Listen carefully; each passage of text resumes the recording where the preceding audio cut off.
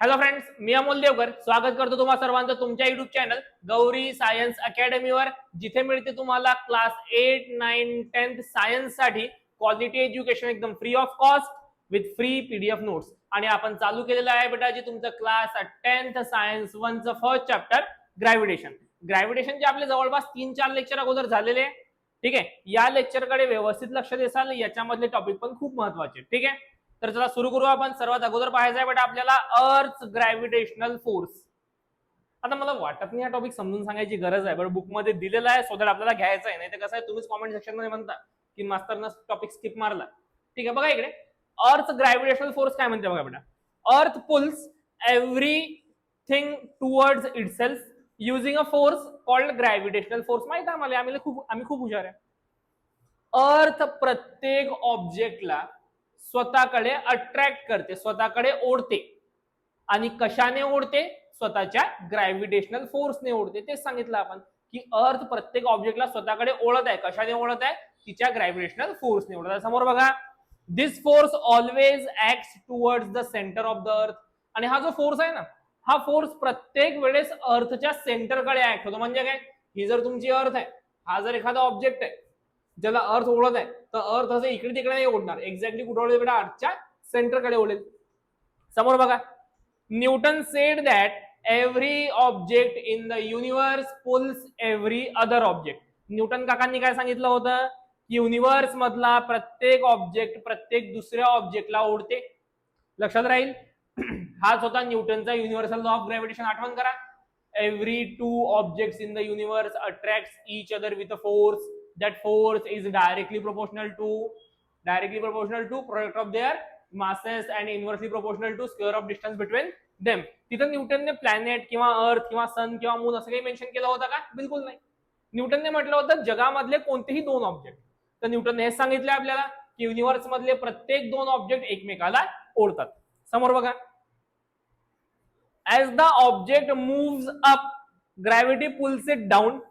So its speed keeps decreasing. Eventually, the speed becomes zero and then it starts falling down. This is because gravity never stops pulling even if something is going upward. आता carefully आहे मी काय सांगत आहे. समजा मी काय केलं, हा chalk वर फेकला. आता साधी गोष्ट आहे, वर फेकताना जसा मी याला हातामधनं सोडला, याची स्पीड खूप जास्त असेल. वर जाता जाता जाता जाता काय होईल? स्पीड कमी होईल. एक पॉइंट असा येतो जिथून खाली वापस पडणं चालू होते. मग बघा काय होतंय. समजा आपण एखादा ऑब्जेक्ट वर फेकला, सुरुवातीला स्पीड खूप जास्त असते, कमी झाली कमी झाली कमी झाली कमी झाली कमी झाली कमी झाली, झिरो झाली. झिरो झाल्यानंतर परत पुढे येतो बेटा, खाली येतो. हे लक्षात ठेव सर. आता असं का बरं होत आहे? केअरफुली आहे. अर्थ काय करत आहे? प्रत्येक ऑब्जेक्टला स्वतःकडे कंटिन्यू ओढत आहे.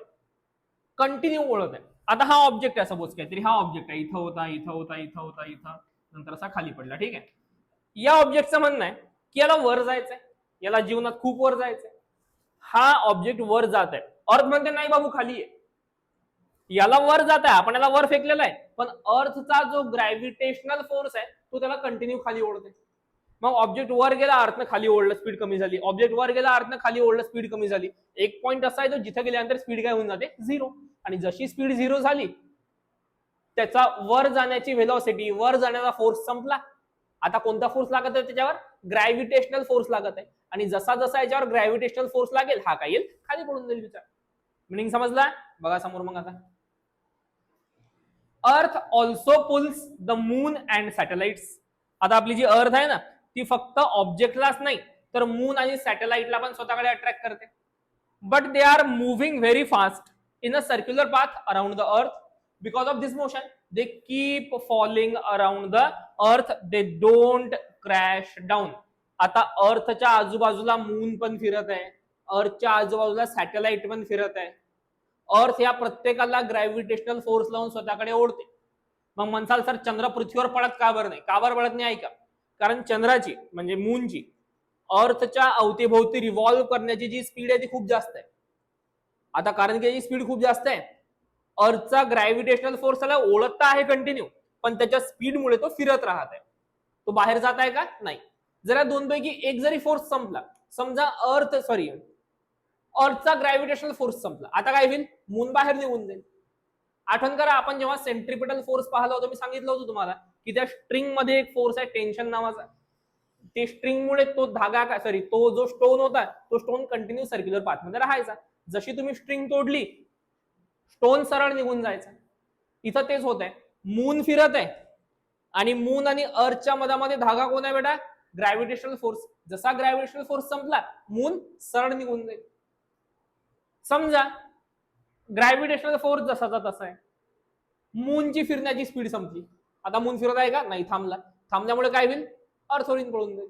मिनिंग समजला? म्हणजे इथं मूनच्या स्पीडमुळे अर्थवर पडत नाहीये तो आणि अर्थच्या ग्रॅव्हिटीमुळे बाहेर निघून जात नाहीये. ओके, इथपर्यंत काही डिफिकल्टी नाहीये. आता आपल्याला या चॅप्टरचा again one of the most important आणि IMP टॉपिक पाहायचा आहे, जो एक्झाम मध्ये येण्याची प्रोबॅबिलिटी सर्वात जास्त आहे किंवा खूप जास्त आहे, जो की आहे बेटा अर्थ ग्रॅव्हिटेशनल ऍक्सेलरेशन. केअरफुली बघा. ठीक आहे, एकदम सोपा टॉपिक आहे, व्यवस्थित लक्ष द्या. कुठेही डिफिकल्टी आली कॉमेंट सेक्शन मध्ये तुम्ही डिफिकल्टी विचारू शकता. तुमच्यासाठी कॉमेंट सेक्शन पूर्णपणे ओपन आहे. बघा आता बरं, ऍक्सेलरेशन काय असतं बोला बरं. केअरफुली आहे का, अगोदर ऍक्सेलरेशन काय असं समजून घ्या, मग आपण या टॉपिक वर येऊ. समजा एक ऑब्जेक्ट थांबलेला आहे. सपोज ही काहीतरी गाडी आहे तुमची अशी.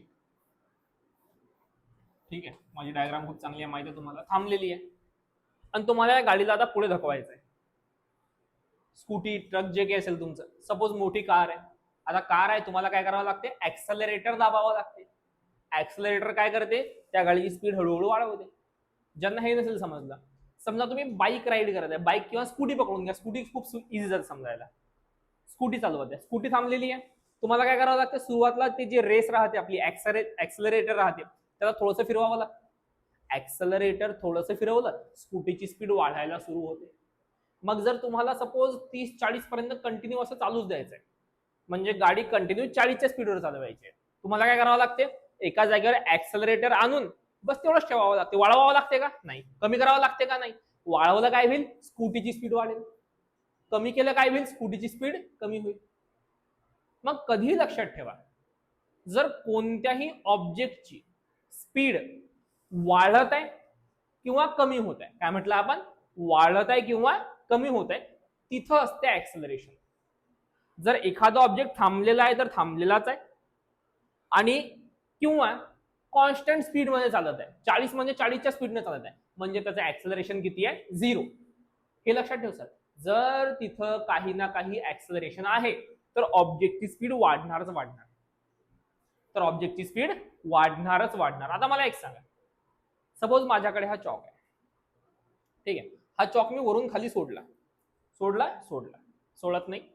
ठीक आहे, सपोज हा चॉक आहे, हा चॉक मी वरून खाली सोडला. आता सध्या याची व्हेलॉसिटी किती आहे बेटा? सध्याची स्पीड किती आहे? 0, कारण सोडलेला आहे का? आता नाही. सोडला, किती झाली स्पीड? 0, 1, 2, 3, 4, 5, 6. म्हणजे एक गोष्ट समजून घ्या, ऑब्जेक्ट जेव्हा वरून खाली पडायला सुरू होते, सुरुवातीला त्याची स्पीड खूप कमी राहते. जसा जसा खाली येत जाते त्याची स्पीड म्हणा किंवा व्हेलॉसिटी म्हणा कंटिन्यू वाढत जाते. फिर से सुनो, ऑब्जेक्ट जेव्हा खाली पडायला सुरू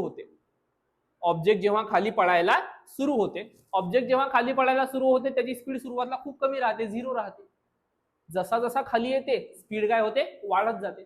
म्हणजे मी असं म्हणू शकतो का की अर्थ या ऑब्जेक्टवर जो ग्रॅव्हिटेशनल फोर्स लावत आहे, त्या ग्रॅव्हिटेशनल फोर्समुळे या ऑब्जेक्ट मध्ये काही ना काही ऍक्सेलरेशन पण येत आहे. का बरं ऍक्सेलरेशन येत आहे? कारण खाली येताना त्याची स्पीड वाढत आहे ना.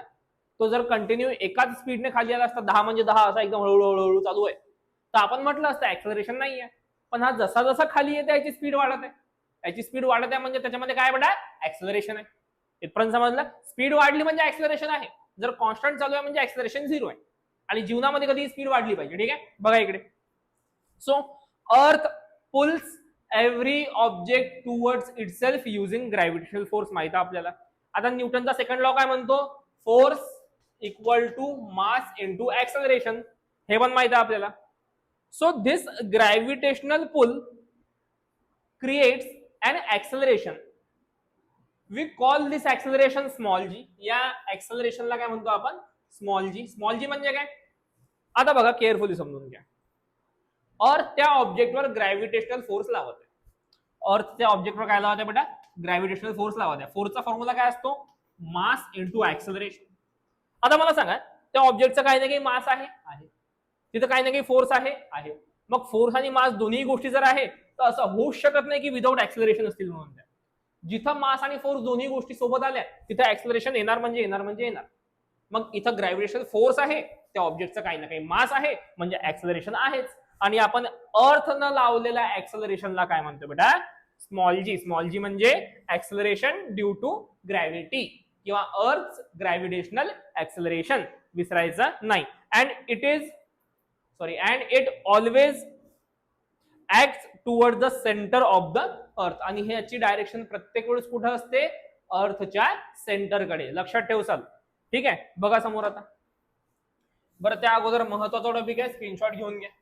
चला घेऊन घ्या पटकन. 3, 2, 1. मी फ्रेमच्या बाहेर जातो. घेतला, डन. ठीक आहे बेटा, बघा आता समोर. केअरफुली लक्ष द्या, फॉर्म्युला महत्वाचा आहे. Using Newton's law of gravitation. Newton's law of gravitation काय होता बोला, आपण फॉर्म्युला ऑब्टेन केला होता. That gravitational force equal to काय होता, कॅपिटल जी म्हणजे ऍक्सेलरेशन ड्यू टू, सॉरी काय होता capital G, universal gravitational constant multiplied by m1 m2 upon r square. ठीक आहे, आता बघा इकडे, समजा ही आपली अर्थ आहे, हा अर्थच्या वर एक ऍपल आहे, असा काहीतरी ऍपल आहे, जो ऍपल अर्थवर पडत आहे खाली. ठीक आहे, मी म्हटलं की आपल्या अर्थचा मास आहे कॅपिटल एम, आणि हा जो वर ऍपल आहे, जो कोणताही ऑब्जेक्ट आहे जो खाली पडत आहे, त्याचा मास आहे स्मॉल एम. अर्थची रेडियस आहे बेटा समजा कॅपिटल आर. अर्थची रेडियस किती आहे बेटा बोला, कॅपिटल आर. इथपर्यंत काही डिफिकल्टी नाही आहे, इथपर्यंत काही डिफिकल्टी नाही. मिनिंग समजला. बघा मग आता, मग या सर्वांना याच्यामध्ये टाकू तर आपण म्हणू लेट, काय म्हटलं आपण बघा, कॅपिटल आर काय आहे बेटा, रेडियस ऑफ अर्थ. आणि असं पकडून घ्या की हा ऍपल खाली नाही पडत आहे, आपण ऍपल जो आहे तो असा अर्थच्या सरफेसवर ठेवलेला आहे. ठीक आहे, असा काहीतरी ठेवलेला आहे. ओके, त्यानंतर कॅपिटल एम ला काय म्हटलं आपण बोला, mass of earth. Small M ला म्हणू आपण मास ऑफ ऑब्जेक्ट. इथपर्यंत काही डिफिकल्टी आहे का, नाही, नक्की. तर बघा मग आता, तर हा फॉर्म्युला काय म्हणून जाईल बोला, gravitational force equal to capital G तो कॉन्स्टंट आहे जशाला तसा, m1 म्हणजे मास ऑफ अर्थ, कसा आहे तो, कॅपिटल एम, बरोबर. स्मॉल एम सॉरी m2 म्हणजे मास ऑफ ऑब्जेक्ट, किती आहे बेटा, स्मॉल एम, अपॉन आर काय असते, ऑब्जेक्ट मधलं, सॉरी दोन्ही ऑब्जेक्ट मधलं डिस्टन्स. इथं डिस्टन्स किती आहे बोला, कॅपिटल आर, म्हणजे इथं घेईल मी कॅपिटल आर चा स्क्वेअर. याला देतो बेटा मी इक्वेशन नंबर 1. इथपर्यंत समजलं. आता आपल्याला आणखी एक गोष्ट माहित आहे, अकॉर्डिंग टू, आता अकॉर्डिंगचं स्पेलिंग तुम्ही पूर्ण लिहायचं, मला हे वाईट सवय लागलेली आहे. ठीक आहे, according to Newton's second law of motion. Newton second law of motion काय म्हणते बोला, force equal to mass into acceleration. आता या दोघांमधला फरक समजून घ्या. खूप सारा मुलांचा क्वेश्चन हा असतो की सर इथं स्मॉल एम म्हणजे मास ऑफ ऑब्जेक्ट का बरं घेतलं, कॅपिटल एम का नाही घेतला. ऐका, आपल्याला पाहायचं आहे की अर्थ या ऑब्जेक्टवर किती फोर्स लावत आहे. तर अर्थ या ऑब्जेक्टवर फोर्स किती लावत आहे बेटा, फोर्स किती लावत आहे बोला, ग्रॅव्हिटेशनल फोर्स एवढा, जो की हा आला. आता आपल्याला पाहायचं आहे की या ऑब्जेक्टवर फोर्स किती लागत आहे. आता या ऑब्जेक्टवर जो फोर्स लागत आहे तो काय असेल, या ऑब्जेक्ट मध्ये क्रिएट होणार आहे ऍक्सेलरेशन, म्हणजे acceleration due to gravity multiplied by याचं जे मास असेल, मास इंटू ऍक्सेलरेशन. फोर्स काय असतो आपला बोला, मास इंटू ऍक्सेलरेशन. मग म्हटलं सांगा या ऑब्जेक्टवर फोर्स किती लागत आहे. काय म्हणसाल तुम्ही, सर आम्हाला सांगा ऍक्सेलरेशन किती आहे त्याच्यामध्ये जेवढं ऍक्सेलरेशन असलं small A multiplied by M म्हणजे त्याचं मास. म्हणून इथं आपण काय घेतलं, ऑब्जेक्टचं मास घेतलं. इथपर्यंत क्लिअर आहे. आता एक व्यवस्थित लक्ष द्या. मी असं म्हणू शकतो का, in this case small A म्हणजे ऍक्सेलरेशन इज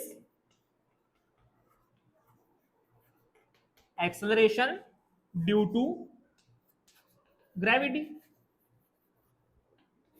या केसमध्ये स्मॉल ए म्हणजे जे की ऍक्सेलरेशन आहे ते काय आहे आपलं ऍक्सेलरेशन ड्यू टू ग्रॅव्हिटी, आणि ऍक्सेलरेशन ड्यू टू ग्रॅव्हिटीला काय म्हणतो आपण स्मॉल जी. म्हणजे इथून माझा जो एफ झाला, कोणता एफ, हा वाला जो एफ झाला, हा वाला, हा हा हा हा वाला एफ जो झाला, तो एफ काय बनला आपला, F equal to M into G, mass into acceleration due to gravity. आता केअरफुली बघा, याला म्हणतो इक्वेशन नंबर 2, आणि from equation number 1 and 2, equation number 1 आणि 2 वरनं काय म्हणू शकतो आपण, बोला, हा फोर्स याच्या इक्वल आहे आणि फोर्स याच्या इक्वल आहे, म्हणजे M G equal to G M M upon R square. तर बघून घ्या, एम जी हा स्मॉल एम आहे, हो ठीक आहे, M G equal to G M M upon upon काय आलं बेटा, आर स्क्वेअर. ठीक आहे, इथपर्यंत समजलं. आता एक गोष्ट केअरफुली ऐका, मी काय सांगत आहे. मला अगोदर सर्व नोटेशन सांगा, कशाला काय म्हटलं आपण. Small M mass of object, G acceleration due to gravity, हा काय होता आपला युनिव्हर्सल ग्रॅव्हिटेशनल कॉन्स्टंट. एम काय होता बेटा आपला, एम बोला पटकन, एम बोला mass of earth, mass of object आणि रेडियस ऑफ अर्थ. ठीक आहे, हा एम इकडे मल्टिप्लिकेशन मध्ये आहे, इकडे डिव्हिजन मध्ये जाईल, इकडचा एम इकडचा एम टाकले, करायला आपल्याकडे बोला small G equal to G M upon R square. एक गोष्ट लक्षात ठेव सर, हा फॉर्म्युला एक्झाम मध्ये विचारला जाऊ शकते. That the formula for acceleration due to gravity काय असते बोला, G M upon R square. आता इथं जी काय आहे आपला acceleration due to, sorry again universal gravitational constant, M काय आहे मास ऑफ प्लॅनेट किंवा मास ऑफ अर्थ, आणि आर काय आहे रेडियस ऑफ प्लॅनेट किंवा रेडियस ऑफ अर्थ. ठीक आहे, आता समजा मूनची ग्रॅव्हिटी काढायची सांगितली, किंवा मूनवर ऍक्सेलरेशन ड्यू टू ग्रॅव्हिटी किती असेल ते काढायचं सांगितलं, कसं काढसाल, हा तो कॉन्स्टंट आहे आपला, किती असतो बोला तो 6.67 इंटू 10⁻11. तिथं मूनचं मास टाकून द्यायचं, मूनची रेडियस टाकून द्यायची, तुम्हाला मूनवरची ऍक्सेलरेशन ड्यू टू ग्रॅव्हिटी मिळून जाईल. हा ठीक आहे, याची व्हॅल्यू काढू आपण. आता बघा, स्मॉल जी इक्वल टू, चला मला कॅपिटल जी ची व्हॅल्यू सांगा, सांगितली आहे मी लेक्चर नंबर मला वाटते 2 की 3 मध्ये. कॅपिटल जी ची व्हॅल्यू सांगा पटकन, काय होती बोला, 6.67 इंटू 10⁻11. आठवलं, आठवलं, युनिट काय होतं याचं, newton metre square per kilogram square. Okay, multiplied by capital M mass of earth. Mass of earth किती असते बोला पटकन, किती राहते बेटा, 6 मल्टिप्लाइड बाय 10⁻24 अपॉन आर चा square, R radius of earth, radius of earth किती राहते बोला पटकन, 6.4 इंटू 10⁻6 मीटर चा स्क्वेअर. आता या पूर्ण इक्वेशनला तुम्ही जेव्हा सॉल्व्ह करसाल ना, तर सॉल्व्ह केल्यानंतर तुम्हाला ही व्हॅल्यू मिळते, स्मॉल जी इक्वल टू 9.77, जिला आपण नियरली पकडतो 9.8. हे लक्षात ठेवा. म्हणजे acceleration due to gravity on earth किती राहते बोला, 9.77 किंवा 9.8 मीटर पर सेकंड स्क्वेअर. लक्षात राहील, हे एवढं लक्षात ठेवायचं की मला सॉल्व्ह करायचं काम नाहीये, डायरेक्ट व्हॅल्यू लक्षात ठेवलं तरी पण चालतील. मग तुम्हाला जर कोण झोपीतून उठवून जरी विचारलं की सांगा बाबू ऍक्सेलरेशन ड्यू टू ग्रॅव्हिटीची व्हॅल्यू किती आहे, तर विसरले पाहिजे नाही, किती राहते बोला 9.8 मीटर पर सेकंड स्क्वेअर. नाही तर माहित पडलं मुलगी बघायला गेली आणि मुलीवाल्यांनी पहिला प्रश्न हा केला, ते बेटा सांग 10वी शिकलेला ऍक्सेलरेशन ड्यू टू ग्रॅव्हिटीची व्हॅल्यू किती आहे, किती राहते बोला 9.8 मीटर पर सेकंडचा स्क्वेअरचा स्क्रीनशॉट घेऊन घ्या पटकन. 3, 2, 1. ठीक आहे बेटा, समोर बघा, मग काय म्हटलं आपल्याला, काही स्पेशल नोट्स लक्षात ठेवायचे आहे. पहिली ते ही, that value of g is same for all objects at the same place on the earth. तुम्ही जर सर्व ऑब्जेक्ट्स अर्थवर एकाच जागेवर ठेवलेले आहे तर त्या सर्वांसाठी जी ची व्हॅल्यू कशी राहणार आहे, सेम राहणार आहे. का बरं बोला, समजा मी म्हटलं की या अर्थवर एका जागेवर मी उभा आहे, एका जागेवर मी हा चॉक ठेवलेला आहे, आम्ही दोघं एकाच जागेवर आहे, तर ऍक्सेलरेशन ड्यू टू ग्रॅव्हिटी माझ्यावर जास्त असेल, चॉकवर कमी असेल असं नाहीये. जेवढं ऍक्सेलरेशन ड्यू टू ग्रॅव्हिटी माझ्यावर लागेल तेवढंच कोणावर लागेल बेटा, चॉकवर लागेल. का बरं, ऍक्सेलरेशन ड्यू टू ग्रॅव्हिटीचा फॉर्म्युला काय होता आपला, जी इक्वल टू काय होता, G M upon R square. Acceleration due to gravity completely कोणावर डिपेंड करते, universal gravitational constant, mass of earth आणि रेडियस ऑफ अर्थवर. बरोबर, माझ्यावर डिपेंड, सॉरी माझ्या मासवर किंवा चॉकच्या मासवर डिपेंड करते का, नाही. मग सर्व ऑब्जेक्ट साठी सिंगल प्लेसवर. आता मी काय म्हणतो परत ऐकून घ्या, एकाच जागेवर जर सर्व ऑब्जेक्ट्स आहेत तर सर्वांसाठी ऍक्सेलरेशन ड्यू टू ग्रॅव्हिटीची व्हॅल्यू कशी आहे बेटा, सेम आहे. ठीक आहे, समोर काय म्हटलेलं आहे बघा, it depends only on earth mass radius not on object मास. तेच सांगितलं आता. सोपं आहे समजायला. ओके बघा मग समोर आता पाहायचं बेटा आपल्याला व्हेरिएशन ऑफ जी, म्हणजे अर्थवर वेगवेगळ्या जागेवर जी ची व्हॅल्यू कशी चेंज होते. आणि सर्वात पहिला टॉपिक आहे आपला on different parts of the earth surface. अर्थवर पण पूर्ण अर्थवर ऍक्सलरेशन ड्यू टू ग्रॅव्हिटीची व्हॅल्यू सेम नाहीये. म्हणजे माझी व्हॅल्यू जर इंडियामध्ये मोजली ऍक्सलरेशन ड्यू टू ग्रॅव्हिटीची तर काही वेगळी राहील, आणि नॉर्थ पोल साऊथ पोलवर मोजली तर काहीतरी वेगळी राहील. आता असं का बरं होते ऐका. आपली जी अर्थ आहे ना बेटा ती कम्प्लिटली सर्कल नाहीये. आपली अर्थ थोडीशी अशी आहे. आता मी थोडी जास्त लॉंग काढली, ऍक्च्युअल मध्ये एवढी लॉंग नाही दिसत, बट आपली जी अर्थ आहे ती पोल्सवर थोडीशी दबलेली आहे आणि इक्वेटरवर थोडीशी फुगलेली आहे. कारण अर्थ अशी फिरत आहे ना, मग फिरल्यामुळे काय झालं, इक्वेटर जवळचा पोर्शन वाढला आणि पोल जवळचा कमी झाला. आता तुमचा स्मॉल जीचा फॉर्म्युला काय होता बोला. Small G equal to G M upon R square, बरोबर, जीएम अपॉन आर स्क्वेअर. आता हा आहे अर्थचा सेंटर. एक ऑब्जेक्ट इथं आहे, एक ऑब्जेक्ट इथं आहे. तर मला सांगा जो ऑब्जेक्ट इथं आहे तो सेंटरच्या जास्त जवळ आहे ना, आणि जो ऑब्जेक्ट इथं आहे तो सेंटरच्या जास्त दूर आहे. समजा ही आहे R1, ही आहे R2. R1 5 नाही आहे, फक्त R1. ठीक आहे. तर या ऑब्जेक्ट साठी कारण की रेडियस कमी आहे, ऍक्सलरेशन ड्यू टू ग्रॅव्हिटी रेडियसला कसा आहे इनव्हर्सली प्रोपोर्शनल आहे. कसं, याला कॉन्स्टंट पकडा याला कॉन्स्टंट पकडा, g is inversely proportional to 1/r².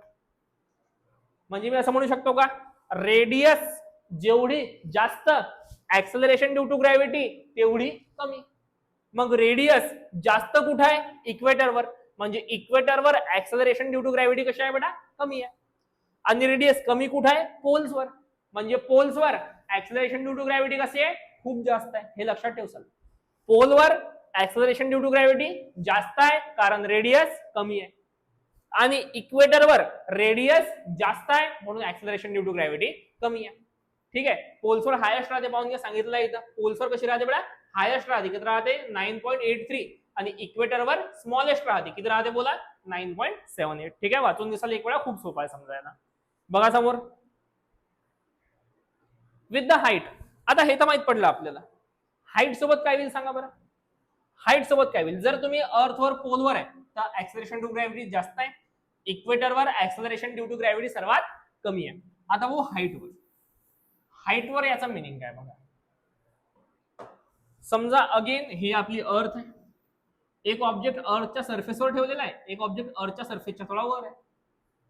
हे आहे अर्थची रेडियस आणि याचं डिस्टन्स हे एवढं आहे. मग मी म्हटलं हा ऑब्जेक्ट जो सरफेसवर ठेवलेला आहे या सरफेसवरच्या ऑब्जेक्टचा आणि अर्थच्या सेंटर मधलं डिस्टन्स किती आहे कॅपिटल आर. कॅपिटल आर म्हणजे अर्थच्या रेडियस एवढं.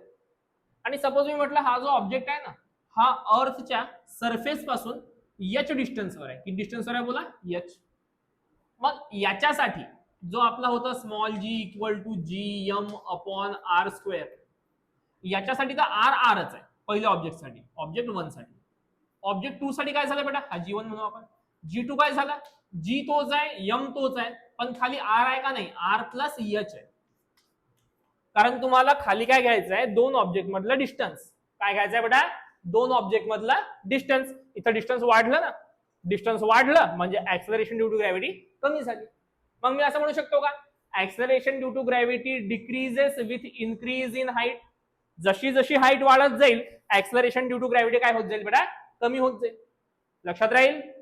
As you move away from the earth the value of acceleration due to gravity decreases. विसरायचं नाही. लक्षात राहील. बघा समोर मग आता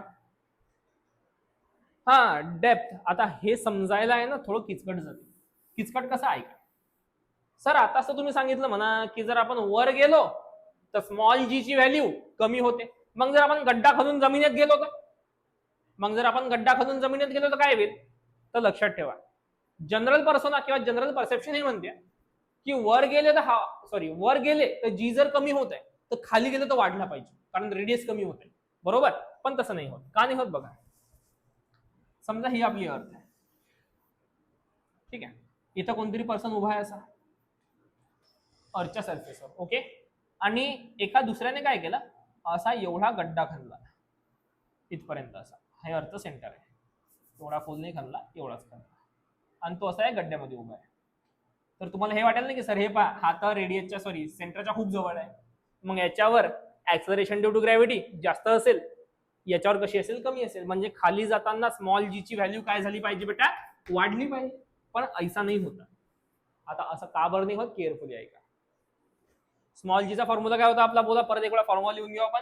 small G equal to G M upon R square. बरोबर आहे तुमचं. खाली जाताना आर कमी होत आहे, त्यामुळे जी वाढला पाहिजे. पण आता जेव्हा हा पर्सन अर्थच्या सरफेसवर आहे, तेव्हा पूर्ण अर्थचं मास याच्यावर ऍक्ट होत आहे, फोर्स लावत आहे. पण जेव्हा हा खाली गेला, त्याच्यासाठी अर्थ एवढीच राहिली ना. या पर्सनसाठी अर्थचं मास किती काम करत आहे, फक्त एवढंच अर्थचं मास काम करत आहे. त्याच्या खालचं जेवढं मास आहे, कारण वरचं मास तर आता त्याला वर ओढेल, वरचं मास काय बेटा त्याला वर ओढेल आणि खालचं मास खाली ओढेल. मग हे लक्षात ठेवसाल की खाली जाताना जरी रेडियस कमी होत आहे, पण अर्थचं मास पण कमी होत आहे, त्यामुळे जी काय होतो, कमी होतो. मग लक्षात ठेवसाल ऍक्सलरेशन ड्यू टू ग्रॅव्हिटीची व्हॅल्यू सर्वात जास्त कुठे आहे, अर्थच्या सरफेसवर. सरफेसवर पण कुठं, पोलवर. सरफेसवर सर्वात कमी कुठे आहे, इक्वेटरवर. वर जाताना काय होते, कमी होते. खाली येताना पण काय होते, कमी होते. लक्षात राहील, पाहून घ्या समोर. इथपर्यंत काही डिफिकल्टी नाहीये. आता बघा, तुम्हाला या चॅप्टरच्या पीडीएफ नोट जर पाहिजे असतील तर आम्हाला या नंबरला व्हॉट्सअप मेसेज करा. नंबर काय बेटा आपला 7385930855. तुम्ही व्हॉट्सअप मेसेज केल्याबरोबर तुम्हाला विदिन 1 आवर या चॅप्टरच्या पीडीएफ नोट्स मिळून जातील. फॉर्मॅट काय ठेवायचा मेसेजचा, सर्वात अगोदर हाय टाकायचा. हाय नंतर तुमचा नेम, नेम नंतर तुमचं स्कूल, स्कूल नंतर तुमचा क्लास, क्लास नंतर तुमची सिटी. मागे पुढे केलं चालतं, काही प्रॉब्लेम नाही की सर मी सिटी अगोदर टाकतो, नाव नंतर टाकतो, काही फरक नाही पडणार. आणि त्याखाली तुम्हाला जर या चॅप्टरच्या नोट्स पाहिजे ग्रॅव्हिटेशनच्या, तर असा मेसेज टाईप करायचा, सायन्स 1 चॅप्टर 1 नोट्स. तुम्हाला नोट्स मिळून जातील. ठीक आहे, इथपर्यंत काही डिफिकल्टी नाहीये नक्की. Okay, so and for today.